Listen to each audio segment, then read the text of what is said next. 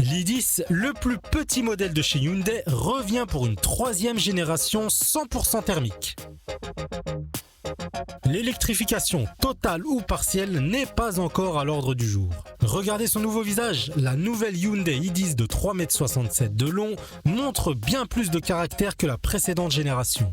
Elle mordrait presque la route avec ses phares en pointe et ses nervures qui les prolongent vers une calandre élargie. Elle marque également le capot à 4 reprises, toujours orienté vers le bitume. Les flancs jouent eux aussi de quelques galbes pour asseoir sa silhouette. La partie arrière reste, elle, assez sage, fluide et plutôt horizontale. Dans un volume équivalent à l'ancienne i10, l'empattement de cette i10 de 3e génération gagne 4 cm, profitant directement aux passagers.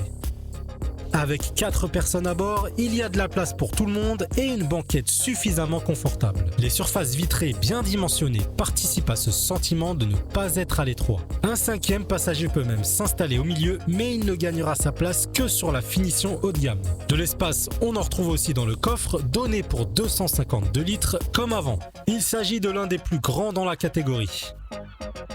Une fois sur la route, la i10 est agréable avec une direction suffisamment légère pour la ville, mais aussi précise et consistante pour s'engager sereinement sur autoroute avec une bonne tenue de cap à plus haute vitesse.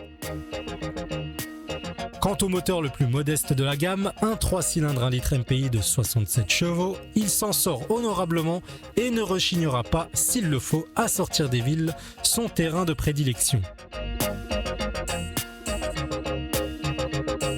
Un mot sur la conso, enfin, sur un parcours varié mené sans ménagement, on a pu relever 6,3 litres au 100 km avec ce bloc. Vendue à partir de 11 990 €, la nouvelle i10, garantie 5 ans et kilométrage illimité comme toutes les autres Hyundai, fait maintenant clairement partie des références du segment.